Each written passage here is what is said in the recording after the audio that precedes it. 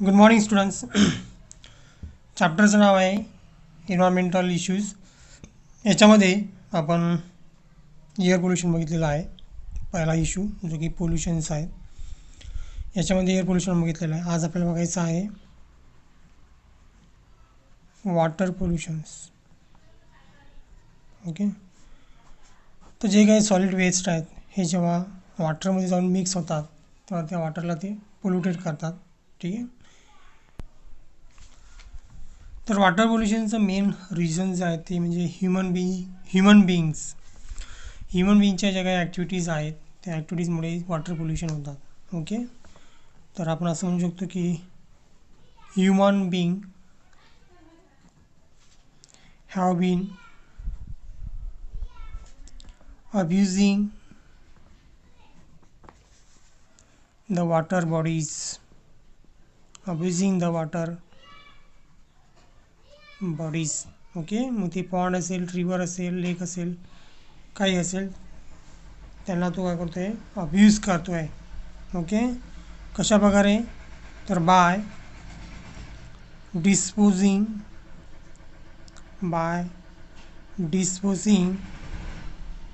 all kinds of waste into them. Okay, जो काही waste तो बनवते आहे, कशा प्रकारे, कोणतेही वेस्ट, मग ते इंडस्ट्रियल असो किंवा घरचं असतं, डोमेस्टिक असो, त्याला डिस्पोज करायचं जागा म्हणजे वॉटर बॉडीज असं तो कन्सिडर करून वॉटर बॉडीचं अब्युजिंग करतो आहे, ज्याला आपण वॉटर पोल्युशन म्हणतो आहे. आणि हे रोखण्यासाठी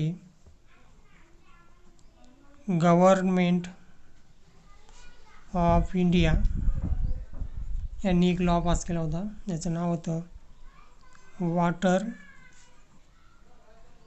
प्रिव्हेन्शन अँड कंट्रोल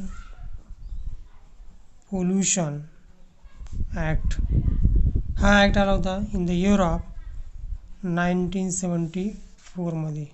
ओके, 1974 मध्ये हा ॲक्ट आला होता, ज्याच्यामध्ये वॉटर पोल्युशनला स्टॉप करण्यासाठी प्रिव्हेन्शन्स आणि कंट्रोल सांगितलेले आहेत. ठीक आहे, तर वॉटर पोल्युशन हा खूप सिरियस प्रॉब्लेम्स आहेत. ओके, हे आपल्याला कशावरून लक्षात येते, तर लेट्स सी की जर जस्ट मिरर 0.1% इम्प्युरिटीज जरी असतील वॉटरमध्ये, 0.1% इम्प्युरिटीज जरी वॉटरमध्ये असतील तर त्या वॉटरला आपण पोल्युटेड वॉटर म्हणून कन्सिडर करतो आहे. ओके, म्हणजे 0.1% सुद्धा याच्यामध्ये वेस्ट जर गेलं असेल तर ते पाणी युटिलाइज करण्याच्या लायकीचं राहत नाही. It make the domestic sewage then it will be the unfit for human uses.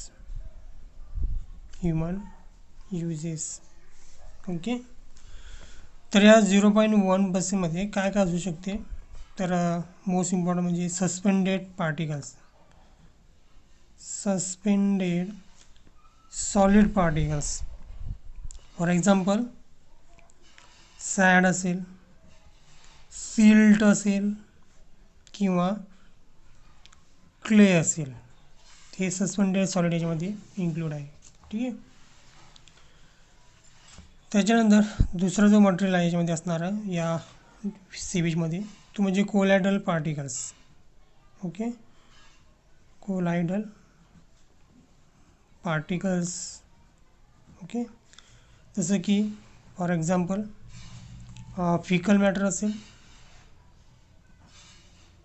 Fickle matter किंवा बॅक्टेरिया वगैरे, क्लॉथ असतील, पेपर असेल किंवा फायबर, हे सगळं झालं कोलायडल मटेरियल्स. ओके, याच्यामध्ये डिझॉल्व मटेरियलसुद्धा येतात. Dissolve material for example nutrients. Okay, जसं की असेल नायट्रोजन, फॉस्फरस,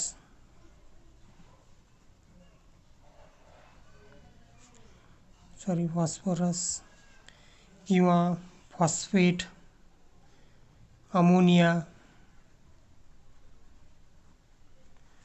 अँड सोडियम यासारखे न्यूट्रियन्स हे सुद्धा याच्यामध्ये 0.1% येतात. ठीक. तर आपण लास्ट चॅप्टरमध्ये म्हणजे चॅप्टर नंबर 10 मध्ये बघितलं होतं की सॉलिड वेस्ट मॅनेजमेंट कशा प्रकारे करता येतं आहे. ठीक आहे. त्याच्यामध्ये बघितलं होतं की जे काही सॉलिड वेस्ट असतात, सॉलिड वेस्ट ते का आपण इझिली रिमूव्ह करू शकतो. Easily we can remove physically प्रोसेसने आपण सॉलिड वेस्ट जे असेल वॉटरमध्ये ते आपण रिमूव्ह करू शकतो. ओके. हे आपण चॅप्टर नंबर 10 जे होतं सिवेज ट्रीटमेंट, त्या चॅप्टर 10मध्ये सिवेज ट्रीटमेंटमध्ये आपण बघितलं होतं की सॉलिड वेस्ट आपण रिमूव्ह करू शकतो इझिली. पण डिझॉल्व जे वेस्ट आहे तर आपण सॉल्ट म्हणतो आहे, जे काही डिझॉल्व सॉल्ट असेल वॉटरमध्ये ते मात्र सेपरेट करणे डिफिकल्ट आहे. जसं की नायट्रेट असेल, फॉस्फेट असेल किंवा टॉक्झिक मेटल आयन्स असतील, टॉक्झिक मेटल आयन्स किंवा ऑर्गॅनिक कंपाऊंड असतील, हे सर्व डिझॉल्व सॉल्ट आहे. हे सेपरेट करणे मात्र डिफिकल्ट आहे. ठीक आहे. जसं की डोमेस्टिक वेस्ट जे असते, डोमेस्टिक वेस्ट याच्यामध्ये मोस्टली जे असते ते बायोडिग्रेडेबल वेस्ट राहते मॅक्झिमम प्रमाणामध्ये. ठीक आहे. तर या वेस्ट मटेरियलला आपण इझिली रिमूव्ह करू शकतो by which is decompose by bacteria and micro organisms. Okay. Bacteria आणि मायक्रो ऑर्गॅनिझम्स. तर हे जे बॅक्टेरिया जे वॉटरमधल्या डोमेस्टिक वेस्टला किंवा ऑर्गॅनिक मटेरियलला डिकम्पोज करतात हे एरोबिक बॅक्टेरिया असतात. म्हणजे त्यांच्या लाईफ प्रोसेससाठी त्यांना ऑक्सिजनची आवश्यकता असते. ठीक आहे. ते ऑक्सिजन ते वॉटरमधून घेतात.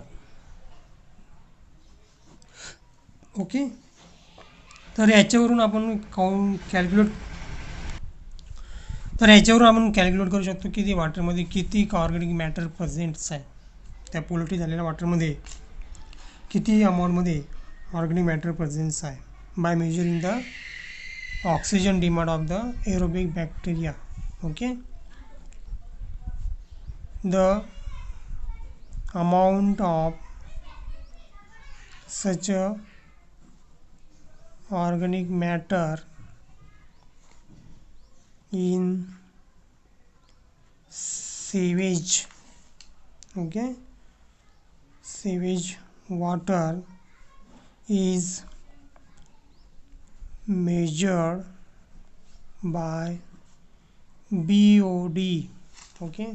जेवढी BOD असेल त्या प्रमाणामध्ये आपण किती ऑर्गॅनिक मॅटर त्या वॉटरमध्ये प्रेझेन्स आहे ते आपण कॅल्क्युलेट करू शकतो.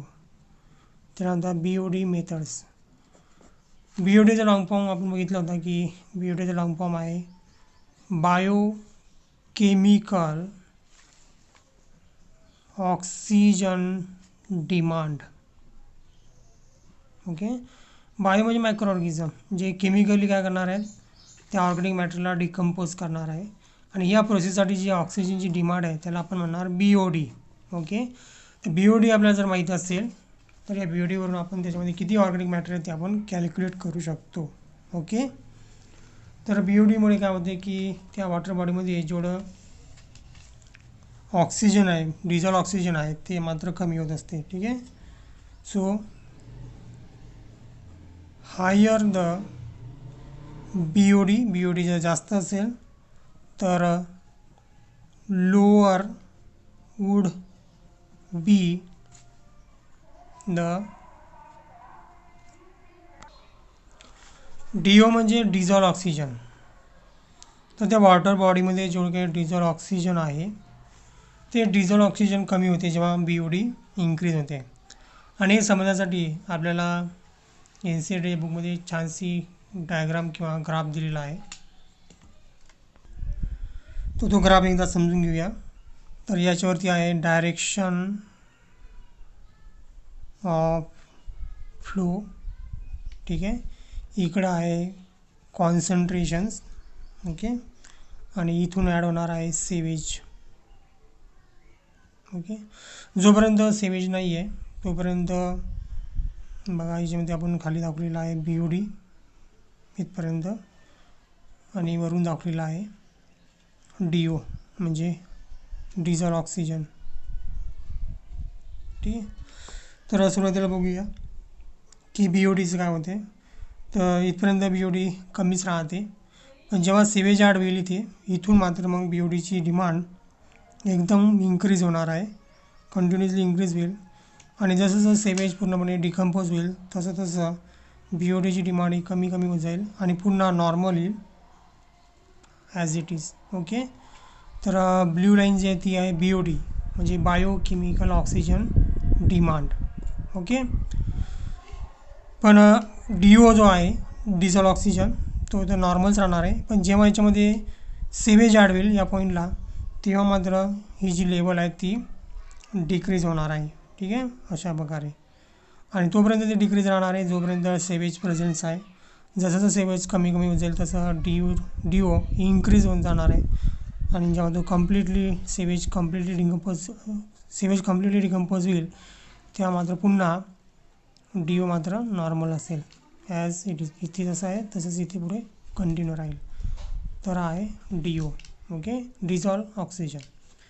सेवेज जसं डिकम्पोज होत जाईल तसं DO वाढत जाईल आणि पुन्हा नॉर्मल त्याच्या लेवलवरती येऊन जाईल. तर ही डायग्राम आहे, हा ग्राफ आहे जो आपल्याला NCERT बुकमध्ये दिलेला आहे, ठीक आहे. अशा प्रकारे आपण BOD बघितलं की BODच्या माध्यमानं आपण ऑर्गॅनिक मॅटर किती प्रेझेन्स आहे वॉटरमध्ये, पोल्युटेड वॉटरमध्ये ते आपण शोधू शकतो, ठीक आहे. तर याच्यामध्ये बरेचसे स्पेसिस जे आहेत त्या BODची डिमांड वाढल्यामुळे आणि DO कमी झाल्यामुळे, ठीक आहे. DO म्हणजे डिझॉल्व ऑक्सिजन प्रमाण कमी झाल्यामुळे तिथे जे प्लांट्स आहेत ॲक्वॅटिक प्लांट ते कमी होणार, त्यांना ऑक्सिजन मिळणार नाही. किंवा जे फिशेस आहेत ते सुद्धा इथे सर्वाईव्ह करणार नाही कारण ऑक्सिजन कमी झाल्यामुळे ते मरू शकतात. अशा प्रकारे जी काही ॲक्वॅटिक लाईफ आहे ती नष्ट होऊन जाते आणि तो जो वॉटर बॉडीज आहेत ती पुढे डिस्ट्रॉय व्हायला सुरुवात होते किंवा पोल्युटेड व्हायला सुरुवात होते, ठीक आहे. तर पोल्युटेड झालेले जे काही वॉटर बॉडीज आहे या एक्स्ट्रीम कंडिशनमध्ये सुद्धा काही लिव्हिंग ऑर्गॅनिझम सर्वाईव्ह राहतात. जे स्पेसिस याच्यामध्ये राहू शकतात पोल्युटेड वॉटरमध्ये त्यांना इंडिकेटर स्पेसिस असं आपण कन्सिडर करत असतो. इंडिकेटर स्पेसिस त्याच्यामध्ये काही एक्झाम्पल मी तुम्हाला सांगतो, जसं की ॲनेलिडा वॉर्म्स किंवा इन्सेक्ट लार्वा, ओके.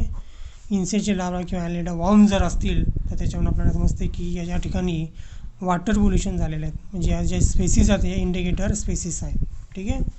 त्याचबरोबर जर अल्गीची ग्रोथ झालेली असेल तर त्यालासुद्धा आपण वॉटर पोल्युटेड आहे असं कन्सिडर करतो आहे, ठीक आहे. So the presence of a large amount of nutrients in water bodies causes excessive growth of plankton किंवा planktonic algae which called algal bloom,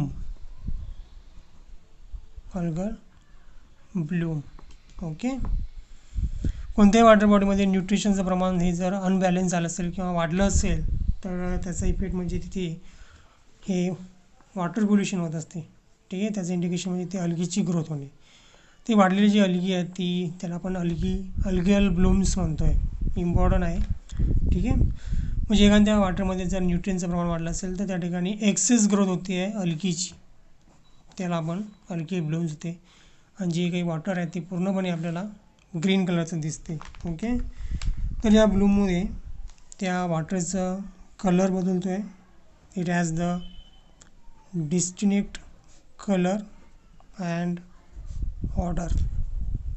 खूप घनदाट असा वास येतो आणि त्याचा रंगसुद्धा बदलतो due to the algal blooms. Okay, आणि या ब्लूममुळेच त्या वॉटर बॉडीजचं temperature, light sources, oxygen level सर्व काही डिप्लेट होऊन जाते, डिक्रीज होऊन जाते, ज्याच्यामुळे त्या वॉटर बॉडीमधले जे काही लाईफ आहे ते हळूहळू नष्ट व्हायला लागतात. म्हणजे इट कॉजेस द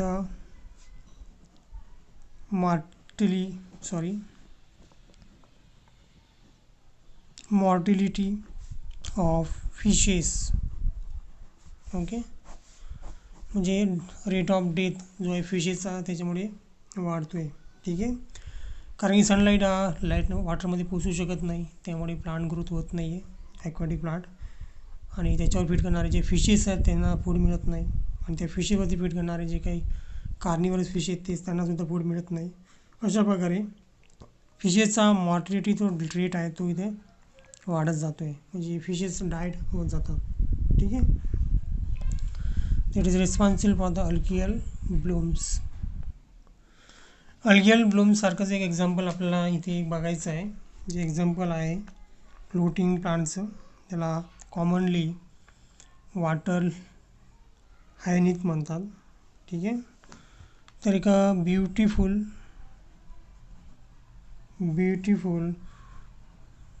मॉवी फ्लावर आहे. ओके, मॉलवी कलर्ड फ्लावर आहे, जी की एक फ्लोटिंग प्लांट आहे. Floating plants. ठीक आहे, या फ्लोटिंग प्लांट्सला कॉमनली म्हणले जाते water hyacinth. Commonly it's called as a water hyacinth. Okay, botanical name is Eichhornia crassipes. Okay, तर ब्युटिफुल फ्लॉवर या फ्लोटिंग प्लांटला येत असल्यामुळे याला वॉटर बॉडीमध्ये ग्रोथ केला गेला. ठीक आहे, अँड इट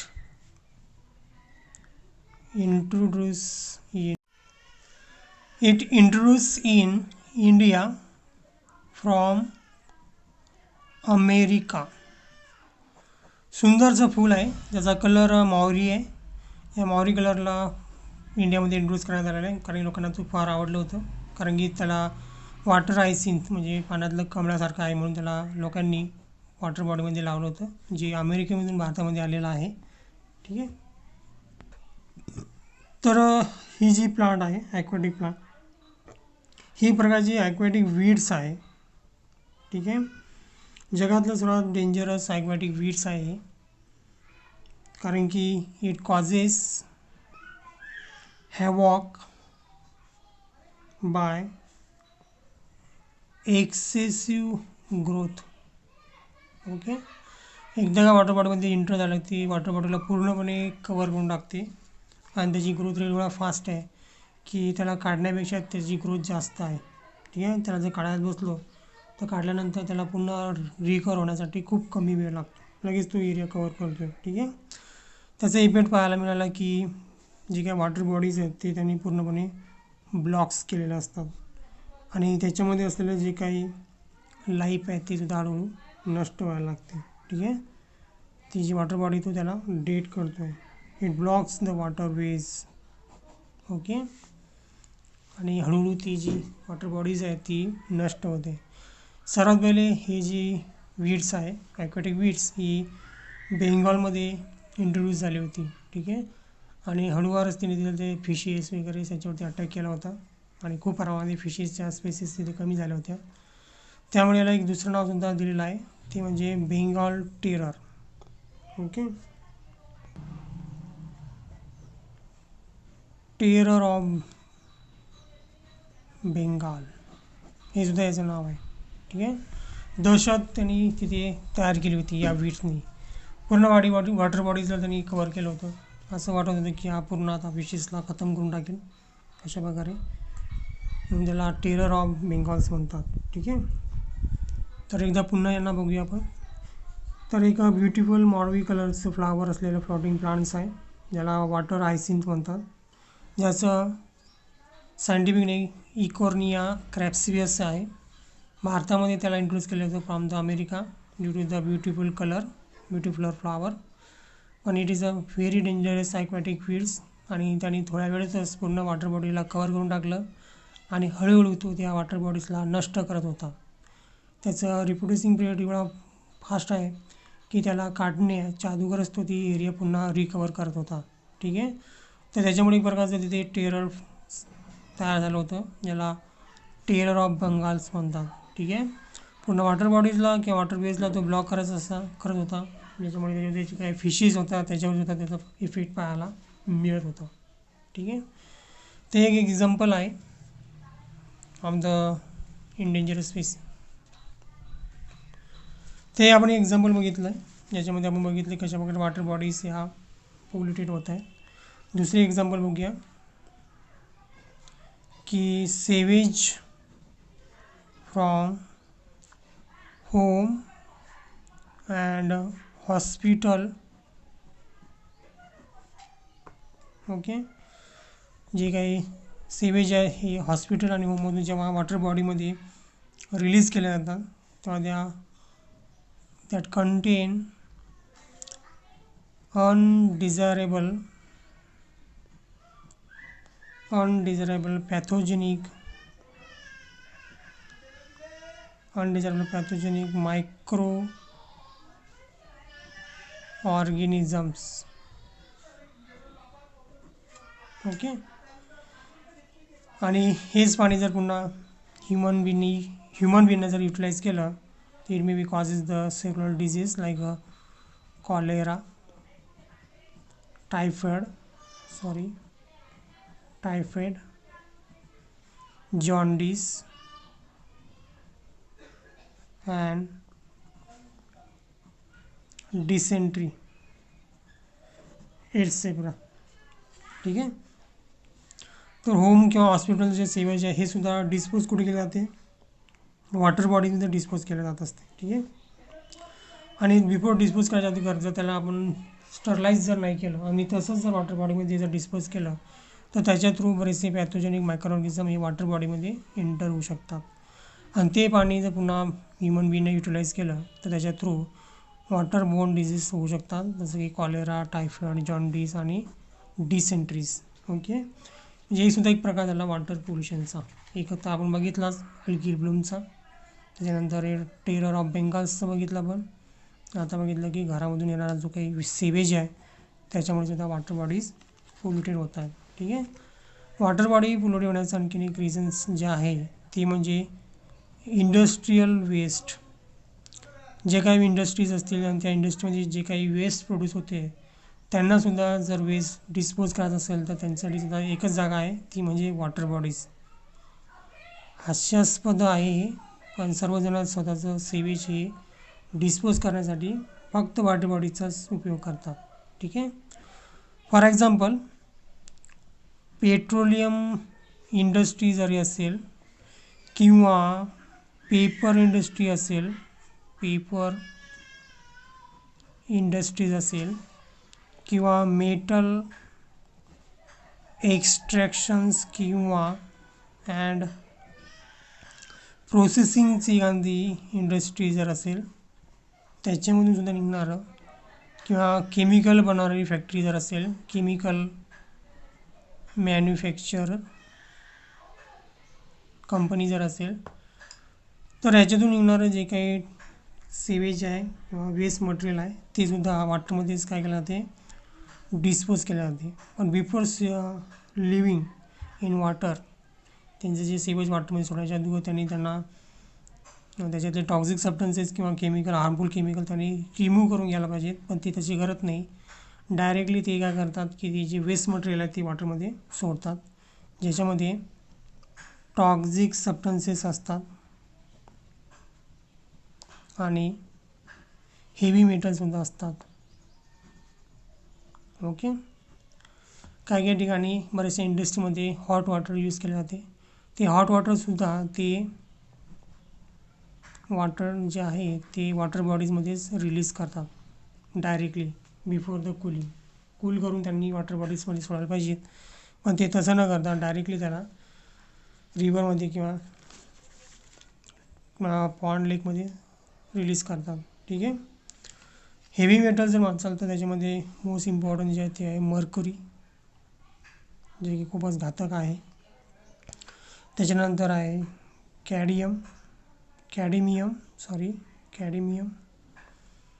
कॉपर आणि लीड. ओके. त्यासारखे घातक जे हेवी मेटल्स आहेत ते सुद्धा वॉटरमध्ये डिस्पोज केले जातात. ठीक आहे. तर इथे आपण दोन टर्म्स बघणार आहोत थ्रू द इंडस्ट्रियल वेस्टमध्ये, जे हेवी मेटलचा इफेक्ट आहे आणि दुसरा हॉट वॉटरचा इफेक्ट आहे. त्याचं नाव आहे बायो मॅग्निफिकेशन्स. ओके. म्हणजे जे काही टॉक्सिक सबस्टन्सेस रिव्हरमध्ये सोडले जातात ते शेवटी ॲक्युम्युलेट होऊन ह्युमन बॉडीमध्ये येतात. ओके. आणि ते ह्युमन बॉडीमध्ये हळूहळू स्टोअर होत जातात आणि मग त्याचा इफेक्ट नंतर आपल्याला पाहायला मिळतो. त्याला बायो मॅग्निफिकेशन्स म्हणतात. तर बायो मॅग्निफिकेशन म्हणजे to increase in concentrations of toxicant substances. Toxicant म्हणजे सबस्टन्सेस होते. Toxicant at successive trophic levels.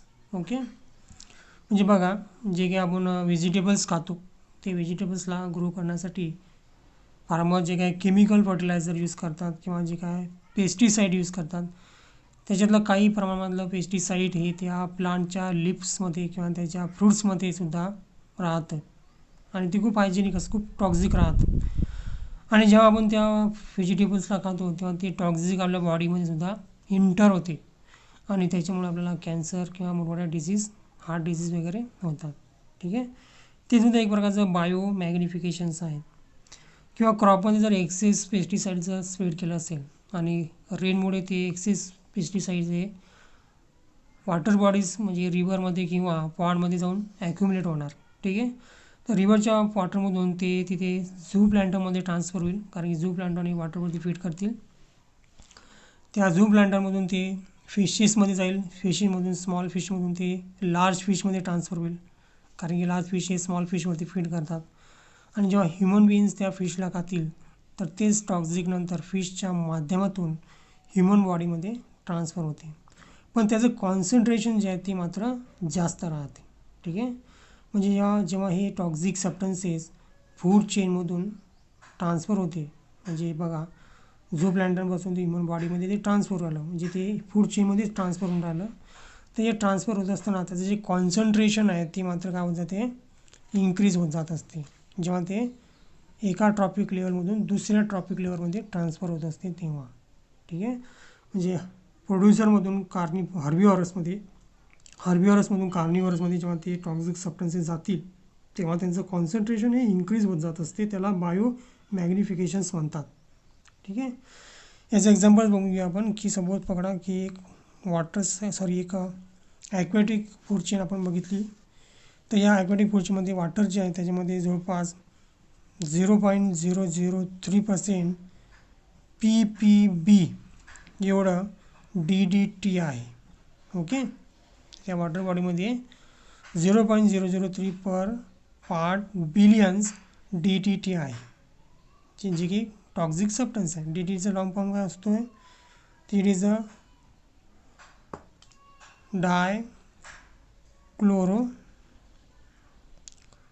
Sorry dichloro diphenyl trichloro ethane हे त्याचं लॉंग फॉर्म आहे. हा टॉक्सिक सबस्टन्स आहे ज्याचं शॉर्ट फॉर्म DTT असते. ठीक आहे. याचं पर्सेंटेज आहे 0.003% वॉटरमध्ये, पोल्युटेड झालेल्या वॉटरमध्ये. PPBचं लॉंग फॉर्म आहे पार्ट पर बिलियन्स, म्हणजे एका बिलियनमध्ये 0.003% या वॉटरमध्ये DTT प्रेझेन्स आहेत. जेव्हा फायटोप्लॅन्टन्स या वॉटरमध्ये असतील तेव्हा त्यांच्यामध्ये ते इंटरव्हील, आणि जेव्हा त्या फायटोप्लॅन्टनला झू प्लॅन्टॉन फीड करतील तेव्हा ते DTT इंटरव्हील झू प्लॅन्टॉनमध्ये, पण त्याचं कॉन्सन्ट्रेशन मात्र इन्क्रीज झालं असेल आणि ते कॉन्सन्ट्रेशन असेल 0.04 ppm, म्हणजे पार्ट पर मिलियन्स, म्हणजे एका मिलियनमध्ये त्याचं कॉन्सन्ट्रेशन असेल 0.04. ओके. कशाचं कॉन्सन्ट्रेशन? DDT. ओके. आणि जेव्हा झू प्लॅन्टनला स्मॉल फिश खातील, ओके, तेव्हा या स्मॉल फिशमध्ये ते कॉन्सन्ट्रेशन पुन्हा इन्क्रीज होणार आहे आणि ते असेल 0.5 ppm. ओके. आणि जेव्हा या स्मॉल फिशेसला लार्ज फिशेस खातील, लार्ज फिश, तेव्हा कॉन्सन्ट्रेशन पुन्हा आणखीन इन्क्रीज होणार आहे, ते होईल 2 ppm पार्ट पर मिलियन्स. ओके. आणि जेव्हा या लार्ज फिशेसला बर्ड्स खातील तेव्हा मात्र त्याचं कॉन्सन्ट्रेशन आणखी वाढलेलं असेल, ते असेल 25 ppm. ओके. म्हणजे जसं जसं पुढच्या टॉपिक लेवलवरती इन्क्रीज ट्रान्सफर होत जाते तसं त्याचं कॉन्सन्ट्रेशन काय होत झालेलं आहे, वाढत चाललेलं आहे. ठीक आहे. कारण की मॅक्झिमम वॉटर झू प्लॅन्टॉन ॲब्झॉर्ब करणार आहे, त्याच्यामुळे जास्त DDT झू प्लॅन्टॉनमध्ये कलेक्ट होणार आहे आणि सर्वात जास्त झू प्लॅन्टॉन स्मॉल फिश खासेल, त्यामुळे एका झू प्लॅन्टॉनमध्ये असलेलं जे कॉन्सन्ट्रेशन आहे ते जास्त स्मॉल फिशमध्ये वाढत जाणार आहे, कारण एकमेकावरती ते फीड करतात अशा प्रकारे. ठीक आहे. तर शेवटच्या स्टेपमध्ये याचं मात्र खूप जास्त प्रमाणामध्ये इफेक्ट पाहायला मिळतं. तर जे फिश इटिंग बर्ड्स आहेत त्यांच्यामध्ये मात्र 25 ppm एवढं DTT आपल्याला पाहायला मिळणार आहे, ज्याला म्हणतात biomagnifications. increase the concentration of oxygen at successive trophic levels. बायोमॅग्निफिकेशनचं एक्झाम्पल आपण वॉटरमधल्या एका फूड चेनमध्ये बघितलं तर त्याचा इफेक्ट बर्डवरती काय होत आहे. सो फिश इटिंग बर्ड जे आहेत त्याच्यावरती या DTTचा काय परिणाम होतो आहे. ठीक आहे. कॉमन एक्झाम्पल जे आहेत ते मर्क्युरीचे असतात, mercury and DDT. Okay. Dichloro diphenyl tetrachloroethanes याचे लॉंग फॉर्म्स आहेत आणि मर्क्युरीसुद्धा याच्यामध्ये एक्झाम्पलमध्ये आहे. ठीक आहे. तर बर्डमध्ये जर DTTचं प्रमाण जर वाढलं असेल तर it disturb the calcium metabolisms. बर्डचा कॅल्शियम मेटाबॉलिझम काय करतात ते डिस्टर्ब करतात. त्याचा इफेक्ट म्हणजे thinning of egg shells, thinning of egg shells. Okay. म्हणजे जे काही एग्स ते बर्ड देतील त्यांची शेलची जी थिकनेस आहे ती इथे कमी होणार आहे, कारण कॅल्शियम मेटाबॉलिझम डिस्टर्ब्स आहे. ठीक आहे. आणि याचा इफेक्ट काय होईल, it causes premature hatching of eggs. Premature hatching of eggs mature व्हायच्या अगोदरच हॅच होतील आणि तसं जर झालं असेल तर मात्र तो बर्ड सर्वाईव्ह करणार नाही. आणि त्याचा इफेक्ट म्हणजे जे काही पॉप्युलेशन आहे बर्डचं ते काय होईल, कमी होईल. Decline in the bird populations. तर असा इफेक्ट आपल्याला बायोमॅग्निफिकेशनचा पाहायला मिळतो आहे. ठीक आहे. दुसरा एक आणि एक असा इफेक्ट आपल्याला बघायचा आहे तो आहे युट्रिफिकेशन्स.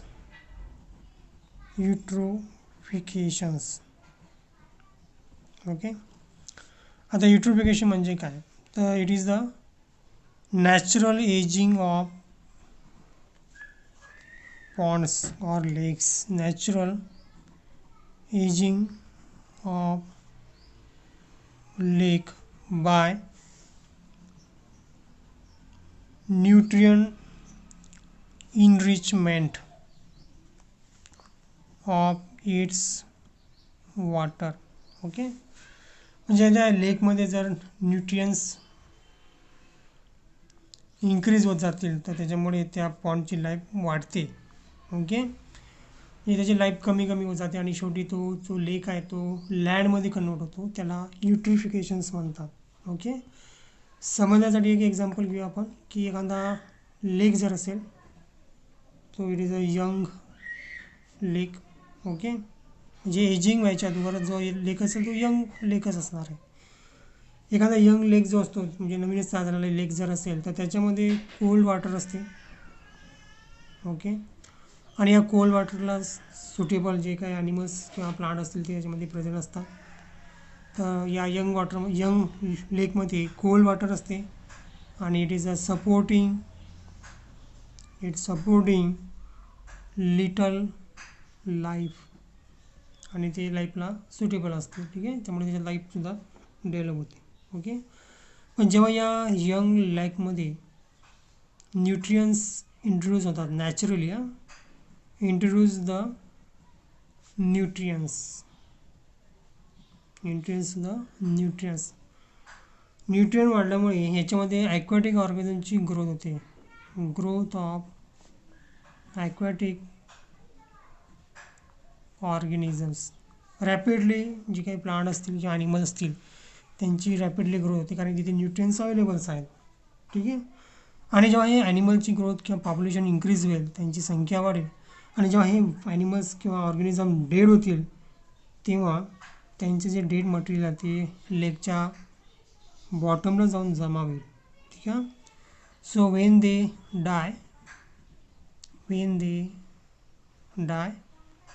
त्यांचे जे डेड मटेरियल किंवा जे काही ऑर्गॅनिक मॅटर आहे that matter or the debris जास्तच राहणार आहे. ठीक आहे, ते जाऊन सेटल होणार आहे बॉटमला. So it fill up the bottom.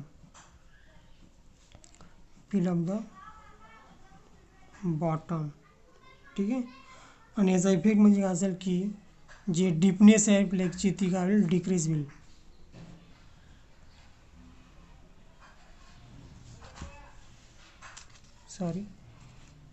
So deepness of lake it will the decrease. खोली जी आहे ती लेकची कमी कमी होत जाईल.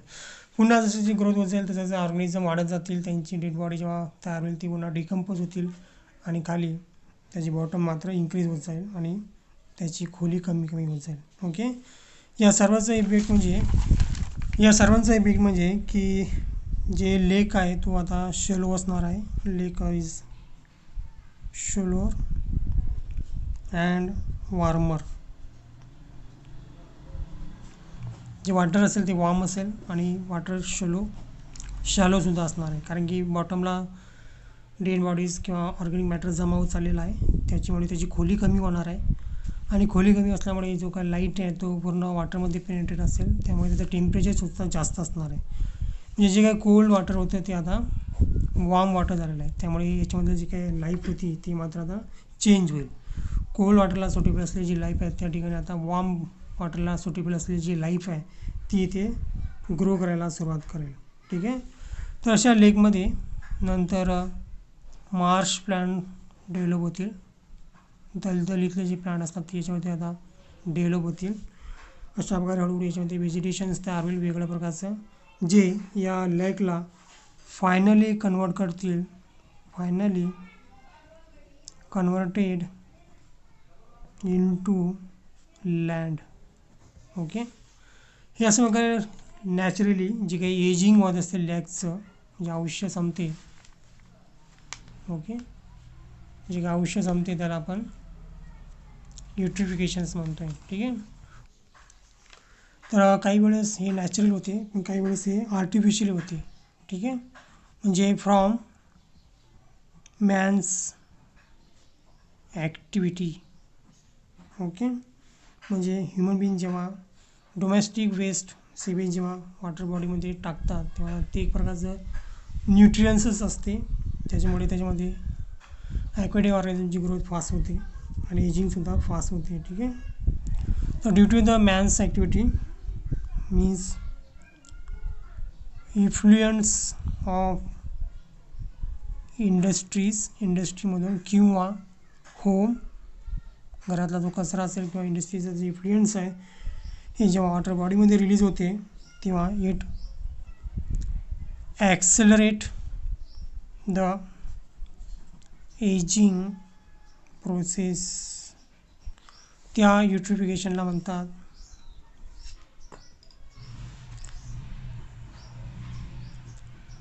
ॲक्सिलरेटेड किंवा कल्चरल युट्रिफिकेशन्स. ओके. आपण इंटिग्रेटेड वेस्ट वॉटर मॅनेजमेंट म्हणजे एक केस स्टडी आपल्याला बघायची आहे ज्याच्यामध्ये वेस्ट वॉटर मॅनेजमेंट केलेलं आहे इंटिग्रेटेडने, म्हणजे एकत्र येऊन त्यांनी वेस्ट वॉटरचं मॅनेजमेंट केलेलं आहे. तर वेस्ट वॉटर म्हणजे सर्वांना माहिती आहे की जेव्हा वॉटरमध्ये वेस्ट मटेरियल इन्क्लूड केलं जाते तेव्हा ते वॉटर पोल्युटेट होते, तर त्याच्याला कशाप्रकारे मॅनेज केलं जाते त्याची एक केस स्टडी आपल्याला इथे बघायची आहे. ठीक आहे. तर इथे काही लोकांनी वेस्ट वॉटरला किंवा वेस्ट वॉटर प्लस सेवेजला ट्रीट केलेलं आहे. They are treated the water pollution bye artificial and natural process. Okay. म्हणजे त्यांनी वॉटर पोल्युशनला मॅनेज केलेलं आहे बाय द आर्टिफिशियल आणि नॅचरल प्रोसेसने. ठीक आहे. हे केलेलं आहे एका टाउनच्या लोकांनी, town people, by the town people, जे की आर्केटा या गावाचे आहे. आर्केटा जो गाव आहे it is a northern coast of California. Okay. California अमेरिकेचा भाग आहे, त्याच्या नॉर्थन कोस्टवरती एक विलेज आहे ज्याचं नाव आर्केटा आहे. तिथेच्या लोकांनी बायोलॉजिस्टसोबत काय केलेलं आहे, वेस्ट वॉटर मॅनेजमेंट केलेलं आहे. त्याची केस स्टडी आपल्याला करायची आहे. ठीक आहे. हे जे बायोलॉजिस्ट होते हे हम्बोल्ट युनिव्हर्सिटी जी आहे स्टेट युनिव्हर्सिटी अमेरिकेची, तिथलचे हे बायोलॉजिस्ट होते. यांच्या मदतीने त्या गावातल्या लोकांनी वेस्ट वॉटर मॅनेजमेंट केलेलं आहे. ठीक आहे. तर या वेस्ट वॉटर मॅनेजमेंटमध्ये जे काही वेस्ट झालेलं वॉटर आहे पोल्युटेड वॉटर आहे त्यांनी ते युजेबल केलेलं आहे through the two processes. Okay. So they clean water by the process, म्हणजे cleaning process is occur in 2 stages. Okay. त्याच्यातली पहिली जी स्टेज होती दॅट इज द कन्व्हेन्शनल पद्धती, म्हणजे पारंपरिक पद्धती जे की टाउनचे लोक स्वतः यूज करत होते. त्या पद्धतीने त्यांनी स्वतः बाय सेडिमेंटेशन, त्याच्यानंतर फिल्टरिंग अँड क्लोरीन ट्रीटमेंटने वॉटर क्लीन केलेलं आहे. ही त्यांची पहिली प्रोसेस होती. दुसऱ्या प्रोसेसमध्ये बायोलॉजिस्टच्या मदतीने with the help of the biologist त्यांनी तयार केले होते छोटे मार्शल प्रेस. It develop a series of 6 connected marshes. Okay. जे 6 कनेक्टेड मार्शेस होते ते जवळपास 60 हेक्टर्स एरियामध्ये होते. 60 हेक्टर्स एरिया ऑफ मार्शलँड एवढ्या एरियामध्ये ते झालेले होते. ठीक आहे. तर जे वेस्ट वॉटरमुळे जे पोल्युटेड झालेलं वॉटर आहे त्यांना सर्वात पहिले सेडिमेंटेशन केलं जात होतं, नंतर फिल्टरिंग, नंतर क्लोरीन ट्रीटमेंट दिली जात होती आणि नंतर त्या पाण्याला 6 मार्शेसमध्ये सोडल्या जात होते, जिथे ते नॅचरली फिल्टर होत होते किंवा क्लीन होत होते. ठीक आहे. अशा प्रकारे तिथे एक मार्सची सेंच्युरी तयार झाली होती. ठीक आहे. मार्स सेंच्युरीज डेव्हलप झाली होती. So that marshes is the sanctuary, ज्याच्यामध्ये बायोडायव्हर्सिटीचं प्रमाण खूप जास्त होतं. It has the high level of biodiversity. Sanctuary आपण बघितलेली, आपल्याला माहिती सेंच्युरी कशा म्हणतात. ते तिथे जी मार्शी प्लेस होते ती एक प्रकारचं सेंच्युरी तयार झालं होतं, ज्याच्यामध्ये बायोडायव्हर्सिटीची लेवल हाय होती. तर याच्यामध्ये आपल्याला वेगवेगळ्या प्रकारचे ॲनिमल्स पाहायला मिळतात, स्पेसीज पाहायला मिळतात. फॉर एक्झाम्पल फिशेसच्या वेगवेगळ्या स्पेसीज आहेत, ॲनिमलच्या स्पेसीज आहेत, बर्डच्या सुद्धा त्याच्यामध्ये वेगवेगळ्या स्पेसीज आहेत. ठीक आहे. आणि आतासुद्धा त्या सेंच्युरीला सांभाळल्या जाते. जे त्यांना सांभाळतात त्यांना फोम असं नाव दिलेलं आहे. ओके. तर या फोमचं लॉंग फॉर्म आहे friends of Arcata marsh. Okay. A for friends, O for of, A for Arcata आणि M for the marsh. Okay. जे की सिटिझन्स होते त्या गावचे. They are the citizens of town, जे पूर्णपणे त्या मार्शी सेंच्युरीची देखभाल करत होते. ठीक आहे. तर अशा प्रकारे आपण हा केस स्टडी बघितलेला आहे, ज्याच्यामध्ये काही लोक एकत्र येऊन वेस्ट वॉटरला क्लीन वॉटरमध्ये कन्वर्ट करतात नॅचरली. ठीक आहे. दुसरं एक आपल्याला बघायचं आहे की जर एखाद्या ठिकाणी जर सेवेज तयार केले जात असेल, क्रिएशन्स ऑफ सेवेज, तर हे सॅवेज करण्यासाठी it require the lots of वाटरची खूप आवश्यकता असते. म्हणजे सेवेज जेव्हा तयार होते तेव्हा खूप सारं वॉटर लॉस होत असते. ठीक आहे. याचप्रमाणे जेव्हा ह्युमन बीइंग त्याचं फिकल मॅटर डिस्पोज करतो आहे, तर त्यासाठी सुद्धा तो खूप साऱ्या प्रमाणामध्ये वॉटर युटिलाइज करतो. तो dispose of human waste, it also require lots of water. Okay. तर याच्यावरती उपाय म्हणून या ठिकाणी जर आपण वॉटर कमी प्रमाणात यूज केलं तर आपण वॉटरला सेव्ह करू शकतो. आणि त्याच्यावर उपाय म्हणून इथे एक ट्रीटमेंट सांगितलेली आहे, that is called as the ecological sanitations. Ecological sanitation, ज्याचं शॉर्ट फॉर्मसुद्धा दिलेलं आहे. ते शॉर्ट फॉर्म आहे इकोसॅन, म्हणजे इकोलॉजिकल सॅनिटेशन. इकोलॉजिकल सॅनिटेशन म्हणजे काय? Ecological sanitation is a sustainable system for handling of human excreta. ओके. ह्युमन एक्सक्रेटाला डिस्पोज करण्यासाठी खूप सारं वॉटर लॉस केलं जाते. तर वॉटर जे कमतरता असेल, वॉटर सेव्ह करत असेल, तर विदाउट वॉटरचा आपण ह्युमन एक्सक्रेटला डिस्पोज करू शकतो by the using the sustainable system. ज्या सिस्टीमला आपण नाव दिलेलं आहे इकोलॉजिकल सॅनिटायझेशन्स. ओके.